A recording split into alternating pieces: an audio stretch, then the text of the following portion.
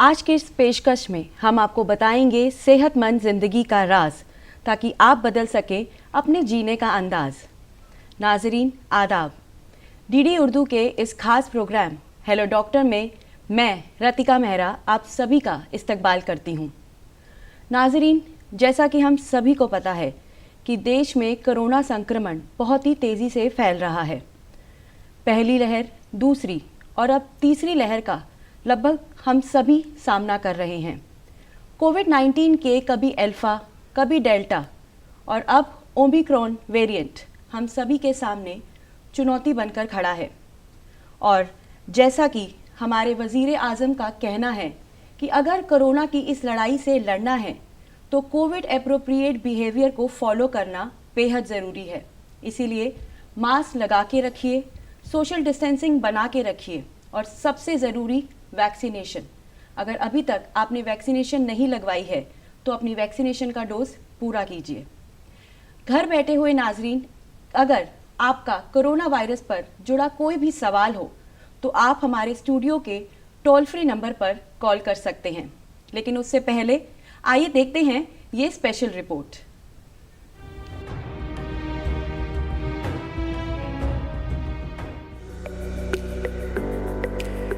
नाजरीन, हमें कुदरत ने जिस्मानी एतबार से मजबूत बनाया है और हमारे अंदर सब मौसमों को बर्दाश्त करने की कुव्वत रखी है। वहीं हमें कुव्वत मुदाफियत यानी इम्यूनिटी की शक्ल में एक ऐसा दिफाई निज़ाम भी अता किया है जिसकी बदौलत हम मुख्तलिफ तरह के वायरसेस, बैक्टीरिया वगैरह का मुकाबला करके सेहतमंद रह पाते हैं। तारीख गवाह है कि हमने वबाई बीमारियों का मुकाबला निहायत मौसर अंदाज से किया है और हम उनकी गिरफ्त से सही सलामत बाहर निकल पाए हैं। मौजूदा वक्त में हमें कोरोना वायरस का सामना है जिसने पूरी दुनिया को अपनी गिरफ्त में ले रखा है। चीन के शहर वुहान से शुरू हुए कोरोना वायरस का हिंदुस्तान में सबसे पहला मामला केरला में दर्ज किया गया था। इसके बाद आहिस्ता आहिस्ता इसने पूरे मुल्क को ही अपनी जद में ले लिया और आज सूरत हाल निहायत तशवीशनाक है। एक मामूली से वायरस ने हमारी जिंदगियों को इस कदर मुतासिर किया कि हमारा पुराना मामूल, जिसमें हम सब मिलते जुलते थे, तकरीबात में शिरकत करते थे, काम पर जाते थे, खुशियां बांटते थे, वो एक ख्वाब बनकर रह गया। पूरी दुनिया मानो थम सी गई, सारा निजाम तब्दील हो गया। दुनिया के ज्यादातर मुल्कों को कोरोना वायरस के फैलाव को रोकने के लिए लॉकडाउन करने पर मजबूर होना पड़ा। हम सब अपने घरों तक ही महदूद होकर रह गए और सभी तरह की सरगर्मियां ठप हो गईं। लेकिन कहीं न कहीं दिलों में उम्मीद और हौसला था कि हम इस वबा की गिरफ्त से बाहर जरूर आ जाएंगे। नई नई शक्लें बदलने वाले इस कोरोना वायरस से निपटने के लिए दुनिया भर के साइंसदां टीका तैयार करने में मसरूफ थे। हमारे मुल्क के साइंसदां भी इस जिम्मे में सख्त मेहनत कर रहे थे। वहीं दूसरी तरफ वायरस की जद में आए मुतासरीन को अस्पताल और तिब्बी ऑक्सीजन की ज्यादा जरूरत महसूस होने लगी। वजीर आजम नरेंद्र मोदी की क़यादत में हुकूमत ने इस सूरत हाल का मौसर तौर पर मुकाबला किया और दुनिया के मुताद्दिद मुल्कों ने भी हिंदुस्तान की तरफ मदद का हाथ बढ़ाया। इसी दौरान हमारे साइंसदानों की मेहनत रंग लाई और हम कोविड से बचाव के टीके तैयार करने में कामयाब हो गए। और फिर हुकूमत की निगरानी में जनवरी 2021 से शुरू हुई दुनिया की सबसे बड़ी टीकाकारी मुहिम। इतनी बड़ी आबादी की टीका लगाना किसी चैलेंज से कम नहीं था। उम्र के लिहाज से टीके लगने शुरू हुए। नाजरीन, आपसे गुजारिश है कि आप गफलत बिल्कुल न बरतें। मास्क पहनने, 2 गज की दूरी बरकरार रखने, बार बार हाथ धोने जैसी एहतियाती तदाबीर के अलावा वक्त पर टीका लगवाने से कोरोना वायरस से बचना मुमकिन है। तो आपसे गुजारिश है कि इन पर सख्ती से अमल करें और कोई भी परेशानी होने पर फौरन माहिर डॉक्टर से रुजू करें।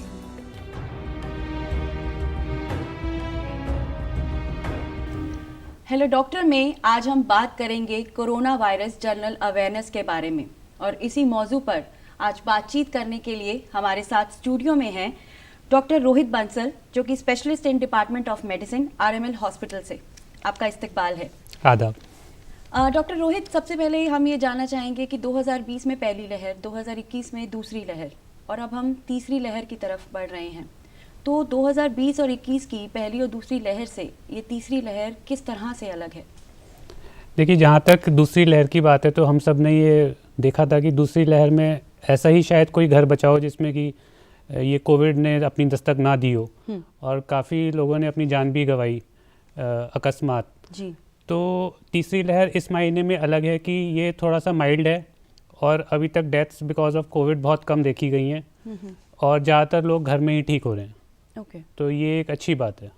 तो हम ज़्यादातर हम देखते हैं कि ये जो सिम्टम्स हैं जो कोविड के अगर कहें तो ये सीजनल जो फ्लू है उससे मिलते जुलते हैं, जैसे कि अब कोल्ड है, कफ है, तो ये कैसे पता लगे कि ये कोविड है या सीजनल फ्लू है? देखिए, जो ये कोविड का वायरस है, ये जब 2020 में पहली बार आया था तो ये तब से लगातार म्यूटेट कर रहा है। तो इसके वेरिएंट्स भी अलग अलग नाम शोधकर्ताओं ने दिए हैं। पहले अल्फ़ा था, फिर बीटा, फिर गामा। फिर जब हमने देखा पिछले साल जो डेल्टा ने जो कहर बरपाया था, वो काफ़ी ज़्यादा घातक वायरस का एक फॉर्म था, जिसने ये लंग्स तक पहुंच के निमोनिया करता था और लोगों की ऑक्सीजन ख़त्म कर देता था। लेकिन अब ये जो नया वेरिएंट आया है ओमिक्रॉन, ये एक थोड़ा सा माइल्ड है, और इसकी अब ये एक तरीके से जो बाकी सीजनल फ्लू के वायरसेस होते हैं तो इसकी भी इंटेंसिटी कम होके अब ये उन फ्लू वायरसेस की तरह ही हो गया है, और बहुत कम लोगों में ये गंभीर बीमारी का परिणाम दे रहा है। ओके। तो ये कहा जा रहा है कि जो ओमिक्रॉन वेरिएंट है ये बहुत ही तेज़ी से फैल रहा है, लेकिन इतना खतरनाक नहीं है क्या? ये कितना ठीक है ये कहना? जी, ये बिल्कुल ठीक है। अभी तक जितनी स्टडीज़ हुई हैं, वर्ल्ड वाइड स्टडीज़ हुई हैं, भारत में भी स्टडीज़ हुई हैं, और हमारा जो सरकारी महकमे हैं ICMR भी स्टडी कर रहा है, तो उसमें यही देखा गया है कि पिछले वेरिएंट्स के मुकाबले ये जो नया वेरिएंट है जो इस तीसरी लहर में अपना रूप दिखा रहा है, ये फैलता तो ज़्यादा तेज़ी से है, लेकिन इसकी जो ह्यूमन बॉडी पे जो हमारी बॉडी पे अटैक करने की क्षमता है वो कम है। ये अक्सर गले तक, नाक तक ही सीमित रह जाता है, और नीचे फेफड़ों तक बहुत कम लोगों में उतर के आगे दिक्कत कर रहा है। तो अगर हम इसके सिम्टम्स की बात करें, जैसे कि आपने बताया गले तक, नाक तक, और क्या क्या सिम्टम्स हैं जिससे ये पता लगे कि ओमिक्रॉन वेरिएंट है? देखिए, अभी तक जितने केसेस मैंने देखे हैं और जो बाकी स्टडीज़ आई हैं, उसमें बुखार, हल्का खांसी जुकाम, गले में दर्द, आवाज़ का थोड़ा भारी हो जाना, इसके अलावा सर दर्द। काफ़ी लोगों ने ये बताया है कि उनको काफ़ी तेज़ सर में दर्द हुआ है। ओके। इसके अलावा पीठ में भी दर्द एक ऐसा सिम्टम है जो कि इस बार देखने को मिला है इस वेरिएंट के साथ। पीठ में दर्द? पीठ में दर्द। तो ये मतलब आपका कहना है कि एक अलग सिम्टम है? जी, जो पिछले वेरिएंट में नहीं था इतना कॉमन। ओके। तो हमें ये कैसे पता लगे कि ये हमें डेल्टा का है प्रॉब्लम या फिर ये ओमिक्रॉन वेरिएंट है? देखिए, अभी जितने कोविड के केसेस इसी तीसरी लहर में यानी इस साल टेस्टिंग हुए हैं, जिनकी जेनेटिक सीक्वेंसेस हुई हैं, तो उसमें ज़्यादातर केसेस ये ओमिक्रॉन की ही वजह से पाए गए हैं, और काफ़ी कम केसेस डेल्टा की वजह से हैं। और शायद यही कारण है कि सीवियरिटी भी, हॉस्पिटलाइजेशंस भी, भर्तियाँ अस्पताल में कम देखी जा रही हैं, मृत्यु दर काफ़ी कम है। तो ये तो केवल टेस्टिंग पे ही पता लग सकता है कि ये ओमिक्रॉन है या डेल्टा है, और ये सामान्य फ्लू भी हो सकता है। काफ़ी लोग ऐसे हैं जिनको बुखार आता है, खांसी जुकाम होता है, लेकिन वो अपना टेस्टिंग कराते हैं तो कोविड नेगेटिव आता है। ओके। तो फिर उसमें यही माना जाता है कि जो पहले भी कुछ वायरसेस ऐसे थे हमारे वातावरण में जो कि ये सीजनल बुखार करते थे, फ्लू करते थे, तो ये उनका काम हो सकता है। मैं उससे पहले कॉलर हमारे साथ जुड़ना चाहते हैं, हम उनसे बात कर लेते हैं। हेलो। हेलो जी, आपका नाम? मैं दिल्ली से सूर्यवंशी बोल रहा हूँ। मैं डॉक्टर रोहित से सवाल करना चाहता हूँ। जी सूर्यवंशी जी, आपका इस्तकबाल है हमारे प्रोग्राम में। जी, अपना सवाल पूछिए। डॉक्टर साहब, क्योंकि ओमिक्रॉन एक वायरल इन्फेक्शन है, तो इसमें एंटीबायोटिक्स का क्या रोल रहता है? और अगर डॉक्टर एंटीबायोटिक्स प्रिस्क्राइब करते हैं तो कोर्स कम से कम कितने दिन का जरूर लें? बीच में अगर छोड़ दें तो क्या उससे हानि हो सकती है? जी सूर्यवंशी जी, आपका सवाल बहुत ही अप्रोप्रिएट है। और एंटीबायोटिक्स, बिकॉज ये वायरल इन्फेक्शन है, तो एंटीबायोटिक्स का प्राथमिक रोल इसमें नहीं है। ओके। एंटीबायोटिक्स का रोल तभी आता है जब चिकित्सक को लगता है कि साथ में कोई बैक्टीरियल इन्फेक्शन भी हुआ है, या फिर कभी कभी उसके प्रिवेंशन के लिए भी हम प्रिजम्पटिव एंटीबायोटिक्स का कोर्स दे देते हैं। लेकिन रूटीन एंटीबायोटिक्स नहीं लेनी चाहिए, ये फ़ायदे से ज़्यादा नुकसान कर सकता है। और दूसरा सवाल आपका ये था कि ये अगर शुरू होता है तो कितने दिन कम से कम करें, तो मेरा जवाब ये होगा कि ये कम से कम 3 से 5 दिन का कोर्स होना चाहिए। ओके। पर जनरली देखा जाता है कि जब भी इस तरह की कोई दिक्कतें आती हैं तो एंटीबायोटिक पहले रिकमेंड की जाती है। तो मतलब आपके हिसाब से ये जी, अभी जो मैंने जितने भी अभी मरीजों को कोविड-19 का अपना सुझाव दिया है, उपचार करा है, तो उसमें काफ़ी मरीज बिना एंटीबायोटिक्स के ही ठीक हो गए हैं। ओके। तो डॉक्टर रोहित ये बताइए कि ये कैसे मतलब टेस्ट कब करवाना चाहिए हमें? अब जैसे कि हमने भी बात की कि सीजनल फ्लू भी है, कोल्ड कफ सभी को हो रहा है इस समय, हल्का बुखार भी है, तो किस सूरत में हमें टेस्ट करवाना चाहिए अपने कोविड का? देखिए, जहाँ तक पॉसिबल हो, अगर टेस्ट की फैसिलिटी अवेलेबल है और आप करा सकते हैं और आपको इनमें से कोई भी लक्षण हैं जो कि कोविड के हो सकते हैं, तो आप बेशक टेस्ट कराएं। और साथ में मैं ये भी जोड़ना चाहूँगा कि अगर आप बुजुर्ग हैं, आप गर्भवती महिला हैं, या फिर आपको शुगर की बीमारी है, या ऐसी कोई और गंभीर बीमारी है जैसे गुर्दे की समस्या है, या कुछ लोग कैंसर से पीड़ित हैं, वो तो अवश्य ही टेस्ट कराएं, क्योंकि अर्ली टेस्ट करा के जल्दी पता लगा के अगर बीमारी बिगड़ती है तो उसका हॉस्पिटलाइजेशन होने के बाद सही उपचार समय रहते करा जा सकता है। बिल्कुल ठीक। तो नाजरीन, अगर आपको किसी भी तरह की अगर ऐसे कोई सिम्टम्स आते हैं जैसे कि ज़ुकाम, खांसी या बुखार, और आप किसी गंभीर बीमारी से जूझ रहे हैं, तो ये बहुत ज़रूरी है कि आप अपना टेस्ट करवाएं। तो आगे बढ़ते हैं। तो जैसे कि अब वैक्सीनेशन की बात करें हम, तो वैक्सीनेशन, जिन लोगों को वैक्सीन लग चुकी है दोनों डोजेज़, उन्हें भी ये वायरस कैच कर रहा है, वो क्यों? देखिए, वैक्सीनेशन का जो मेन काम है वो ये है कि आपकी जो शरीर है, आपकी जो रोग प्रतिरोधक क्षमता है, उसमें इजाफा करना का काम होता है। उसका काम ये नहीं होता है कि वो आपको इन्फेक्शन ना होने दे।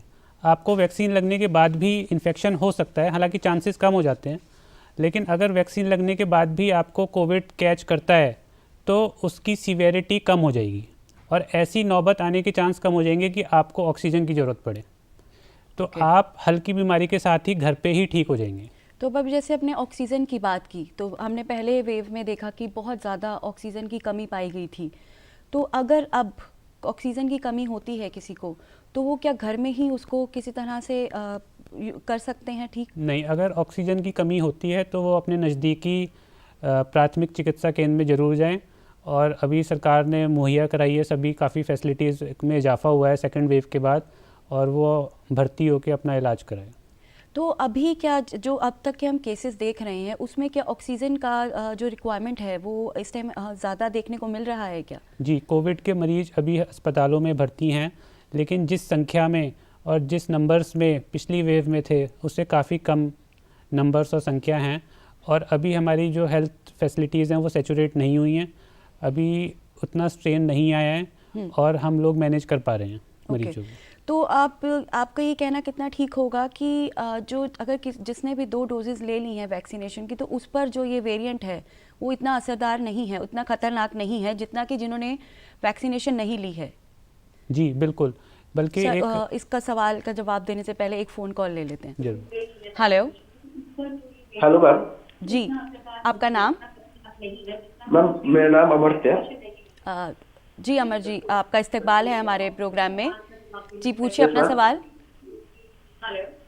Yes ma'am. हाँ जी, अपना सवाल पूछिए। मैम मेरा सर नाम अमर है। आप अपनी टीवी की वॉल्यूम थोड़ी सी प्लीज कम कर देंगे? Okay ma'am, okay ma'am. Ma'am Amar मैं बोल रहा हूँ। जी जी, अपना सवाल पूछिए। सर मैम मेरा 3 दिन से बुखार है और अंदर से वीकनेस है और ड्राई कफ हो गया और भूख नहीं लग रही। ओके, ये जानना चाहते हैं कि 3 दिन से बुखार है, ड्राई कफ है और भूख नहीं लग रही है इन्हें। तो जी, तो अमर्त्या जी, मेरा आपको सुझाव यही रहेगा कि आप एक तो पैरासीटामोल की टैबलेट लें बुखार के लिए, अपना खाने पीने का ध्यान रखें, शरीर में पानी की कमी ना होने दें, और इसके अलावा खांसी के लिए, और अगर कोई ऐसा सिम्टम और आपको अगर ऐसा लगता है कि कोविड-19 का सिम्टम हो सकता है, जैसे कि आप बता रहे हैं खांसी और बुखार है, तो वो कोविड-19 हो सकता है, तो आप अपने नज़दीकी स्वास्थ्य केंद्र में जो कि कोविड के मरीज़ देख रहे हैं उधर ज़रूर जाके दिखाएं चिकित्सक को, और अप्रोप्रिएट जो दवाई देते हैं वो ज़रूर लें। जी, हम जिस सवाल पे भी बात कर रहे थे कि वैक्सीनेशन की जिनकी दोनों डोजेस कंप्लीट हैं या जिन्होंने एक डोज ली है, तो उसमें जो है ये जो वेरिएंट है वो कितना असर कर रहा है, जिनकी दोनों वैक्सीनेशन है या जिनकी सिंगल डोज है? जी बिल्कुल, दोनों डोजेस के बाद ये देखा गया है कि काफ़ी हद तक जो सिम्टम्स हुए हैं कोविड-19 होने के बाद, वो लक्षण काफ़ी कम है सीवियरिटी में, ओके। बनिस्बत उन लोगों के जिन्होंने बिल्कुल भी वैक्सीन नहीं ली है। क्योंकि ये एक तरीके से आपकी प्रतिरोधक क्षमता जो होती है उसमें इजाफा करती है, और जो आप नेचुरली वायरस को फाइट करते हो उसमें एक तरीके से ये हेल्प करती है। तो टीकाकरण का इसमें एक बहुत ही महत्व रहा है और बहुत इम्पॉर्टेंट रोल भी रहा है कोविड-19 की फाइट में। तो जैसा कि डॉक्टर रोहित का कहना है कि वैक्सीनेशन बहुत ज़रूरी है इस कोरोना की लड़ाई में लड़ने के लिए, तो अगर अभी तक आपने अपनी वैक्सीनेशन की डोज नहीं ली है तो उसे जल्द से जल्द आप अपना टीकाकरण करवाएं। अगर हम घर की बात करें तो घर में हम किस तरह से, अगर किसी को ओमिक्रॉन होता है तो वो किस तरह से अपना घर में रह के ख्याल रख सकता है? जी देखिए, अगर किसी को ये लक्षण आते हैं, बुखार, गला खराब, खांसी, जुखाम, ये सब सिम्टम्स आते हैं तो ये कोविड-19 के सिम्टम्स हो सकते हैं। तो इसमें जहाँ तक हो सके टेस्टिंग करा के इसको कंफर्म किया जाए, और कोशिश करें कि घर में एक अलग रूम में अगर पॉसिबल है तो आइसोलेट हो जाएं, और अपना खाना पानी का ध्यान रखें। ऑक्सीजन आप अपना समय समय पे चेक कर सकते हैं पल्स ऑक्सीमीटर से, और डॉक्टर द्वारा दी गई दवाइयाँ जिसमें पैरासीटामोल भी है बुखार के लिए, वो अवश्य लेते रहें, और ज़्यादातर केसेस में आप घर पे ही ठीक हो जाएंगे, घर में ही इसका इलाज हो जाएगा। ओके। एक मास्क का बड़ा सवाल रहता है कि किस तरह का मास्क लगाएं, कैसे मास्क लगाएं, बिकॉज मास्क अब हमारी दिनचर्या का एक हिस्सा बन चुका है, तो मास्क हमारे लिए बहुत ज़रूरी है। तो ये जानना भी बहुत ज़रूरी है कि मास्क को किस तरह से उसका इस्तेमाल किया जाए। देखिए, सबसे अच्छा मास्क तो N95 मास्क होता है, बट क्योंकि वो सभी के लिए अवेलेबल नहीं होता, मोस्टली डॉक्टर्स को और हेल्थ केयर वर्कर्स के लिए होता है।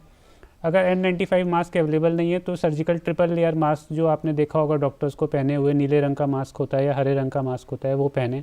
वो मार्केट में केमिस्ट पे ईजिली अवेलेबल है।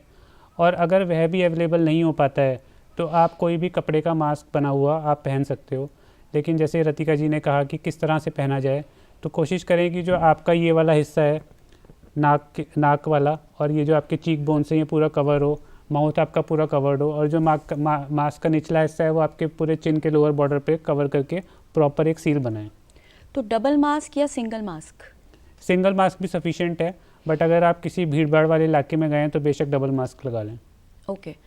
अब जैसे कि अभी हमने बात की कि वैक्सीनेशन की 2 डोजेस की, अब ये भी कहा जा रहा है कि बूस्टर डोज लगवाएं, तो बूस्टर डोज क्या है, उसके क्या फ़ायदे हैं? देखिए, बेसिकली जब वैक्सीन लगती है तो शरीर में एक दवा इंजेक्ट होती है, और वो दवा ये मैसेज देती है शरीर को कि मैं वायरस की एक प्रतिरूप हूँ, और मेरे लिए आप अपनी प्रतिरोधक क्षमता को बढ़ाएं। तो बॉडी को जब ये सिग्नल मिलता है तो वो एक्चुअल वायरस आने से पहले जो ये वायरस की प्रतिलिपि है वैक्सीन के फॉर्म में, उसके अगेंस्ट अपनी एंटीबॉडीज़ को तैयार कर लेता है। लेकिन कुछ समय बाद या कुछ महीनों बाद ये जो बॉडी ने तैयारी की होती है वो धीरे धीरे कम होने लगती है, तो बॉडी की प्रतिरोधक क्षमता भी उस वायरस के लिए कम होने लगती है। तो ऐसे में अगर हम बूस्टर खुराक दे दें तो फिर बॉडी को एकदम से फिर से सिग्नल मिलता है कि नहीं, आपकी अब बॉडी की इम्यूनिटी डाउन हो रही थी, और अब आप फिर से इसके खिलाफ अपनी प्रतिरोधक क्षमता को सुचारू रूप से पूरी तरह दुरुस्त करें। तो इसका ये क्या मानना है कि ये जो वैक्सीनेशन है, क्या ये अब ताउम्र हमें लगवानी पड़ेगी?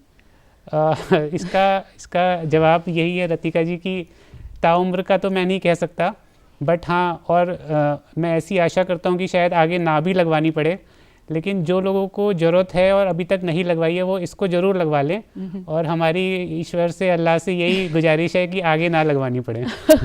बिल्कुल ठीक।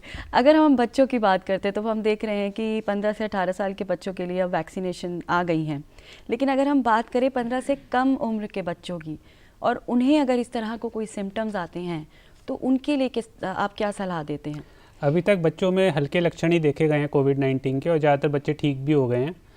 और अगर ऐसे कोई सिम्टम्स आते हैं तो बाल चिकित्सक से ज़रूर आप मशवरा करके उनकी द्वारा दी गई दवाइयाँ आप लें, और ज़्यादातर बच्चे ऐसे घर पे ही ठीक भी हो जाएंगे। अगर किसी को कोई गंभीर लक्षण होता है तो वो बेशक अपने अस्पताल में जाके भर्ती हो और वहाँ पे इलाज कराए। और आने वाले समय में ये पॉसिबल है कि जैसे दुनिया में और भी जगह हमने देशों में देखा है कि 15 साल से कम उम्र के बच्चों को भी वैक्सीन के टीके लगने शुरू हो गए हैं। भारत के देश में भी अभी इस पे शोध चल रहा है, क्लिनिकल ट्रायल्स चल रहे हैं, और जैसे ही ट्रायल्स पूरे होंगे और मंजूरी मिलेगी तो ये कम उम्र के बच्चों के लिए भी वैक्सीन का टीका आने वाले भविष्य में आ जाएगा। तो अगर किसी छोटे बच्चे को इस तरह अगर वो पॉजिटिव आता है, जिस तरह से आपने बताया कि टेस्ट करवाया जाए और टेस्ट में वो पॉजिटिव होता है, तो उसके लिए घर में आइसोलेट करना ज़्यादा सही है या हॉस्पिटलाइजेशन ज़्यादा? बच्चे तो ज़्यादातर केसेस में घर पे ही ठीक हो रहे हैं, लेकिन अगर किसी को बच्चे को गंभीर सिम्टम्स आते हैं कि नीला पड़ता है या तेज़ बुखार होता है या फिर दौरे पड़ने लगते हैं या सांस लेने में तकलीफ़ होने लगती है या पसलियाँ चलने लगती हैं, तो इसका मतलब है कि जो वो निमोनिया से ग्रस्त है और उसमें भर्ती करके ही ऑक्सीजन के द्वारा और बाकी ड्रिप के द्वारा दवाइयों से चिकित्सक की ज़रूरत है, तो वो अस्पताल में भर्ती हो। ओके। हमने देखा है कि कोविड के साथ साथ, जैसे भी आपने निमोनिया की बात की, बड़ों में भी यही प्रॉब्लम्स हम देख रहे हैं कि कोविड प्लस निमोनिया हो रहा है, वो क्या चीज़ है?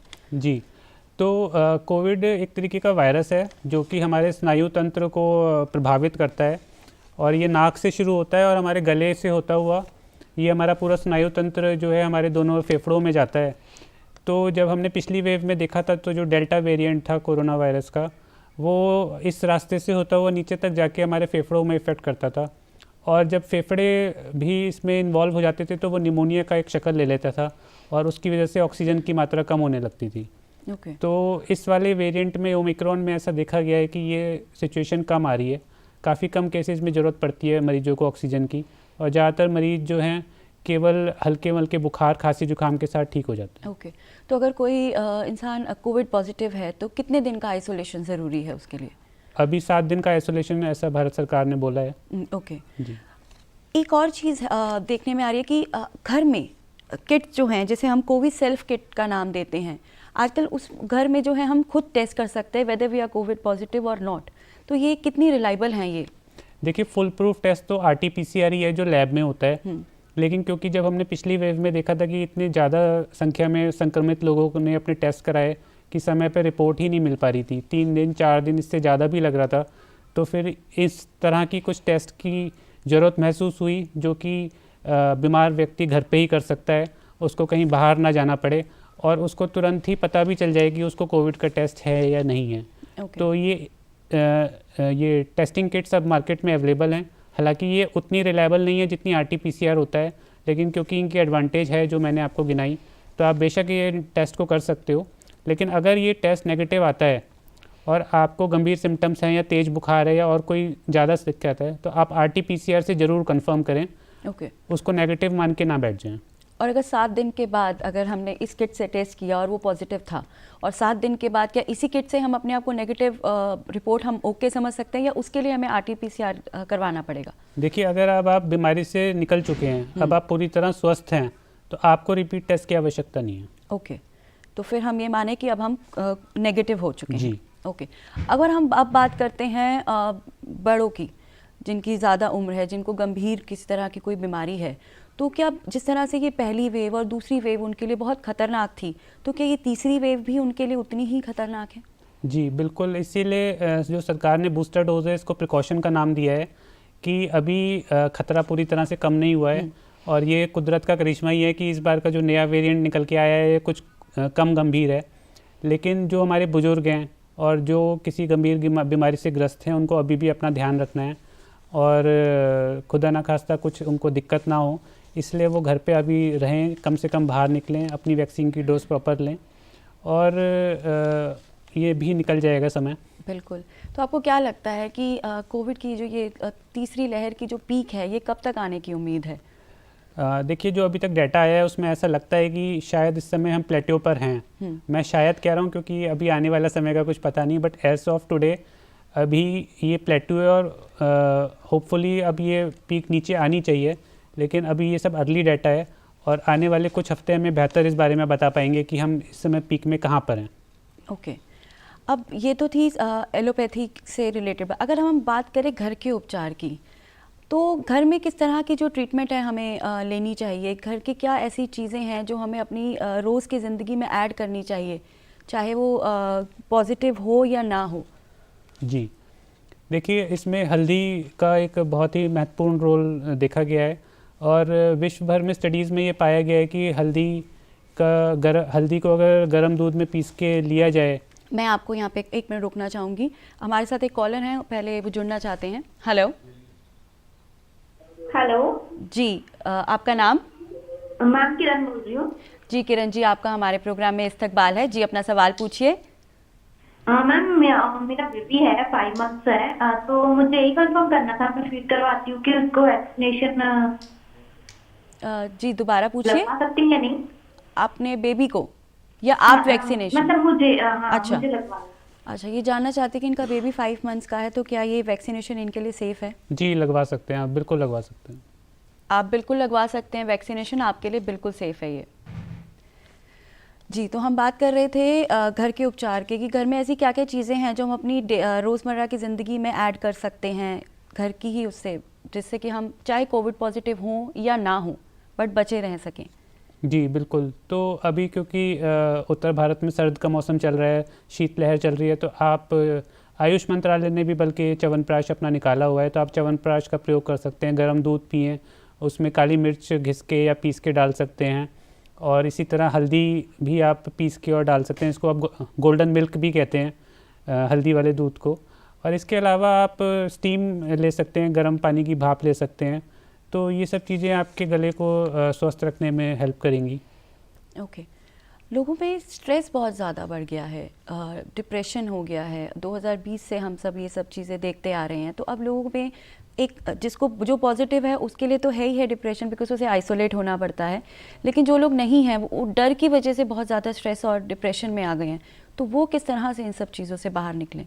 जी बिल्कुल, मैं आपको यही सुझाव दूंगा कि आप पॉजिटिव सोचें, और जिस तरह वैक्सीन आपकी इम्यूनिटी को इम्प्रूव करता है, उसी तरह बॉडी में अपने भी मैकेनिज़म्स होते हैं इम्यूनिटी को इंटैक्ट करने के लिए। तो अगर आप खुश रहेंगे, पॉजिटिव सोचेंगे, भरपूर नींद लेंगे, एक व्यायाम करेंगे, खुली हवा में सांस लेंगे, अपनी डाइट प्रॉपर रखेंगे, न्यूट्रिशियस डाइट लेंगे जिसमें फल सब्जी भी इंक्लूडेड होंगे, तो नेचुरली ही आपकी बॉडी इन वायरस से इम्यून रहेगी। तो ये हमने वर्ष तो देख चुके हैं, और आने वाले समय में ये वेव भी ख़त्म हो जाएगी। जैसे पहली वेव ख़त्म हुई, दूसरी ख़त्म हुई, ये तीसरी भी ज़रूर ख़त्म हो जाएगी। तो आप पॉजिटिव सोचें, और ये अगर बुरा समय है तो इसके बाद अच्छा समय भी आएगा, जैसे चक्र घूमता है, तो आप इसको कोई नेगेटिव थॉट्स के साथ ना जिएं। बिल्कुल। और एक्सरसाइज, उसको आप कितना इसके अंदर सही मानते हैं कि एक्सरसाइज कितनी इम्पोर्टेंट है? बिल्कुल, योग, एक्सरसाइज स्पेशली योग की अगर हम बात करें, और एक्सरसाइज भी वही सब इम्यूनिटी को बूस्ट करता है जैसे वैक्सीन करती है। तो वैक्सीन के साथ, वैक्सीन तो लगवानी ही है, लेकिन साथ में आपको अपना एक हेल्दी लाइफस्टाइल भी मेंटेन रखना है, कि जिससे जो एंटीबॉडीज़ वैक्सीन के बाद डेवलप हो रही हैं वो लंबे समय तक आपकी बॉडी में रहें। ये देखा गया है कि जो लोग प्रॉपर नींद नहीं लेते, जो स्ट्रेस में रहते हैं, जो अनहेल्दी डाइट खाते हैं, या जो अपने नेगेटिव थॉट्स के साथ रहते हैं, तो उनमें डेवलप हुई इम्यूनिटी जल्दी कम हो जाती है।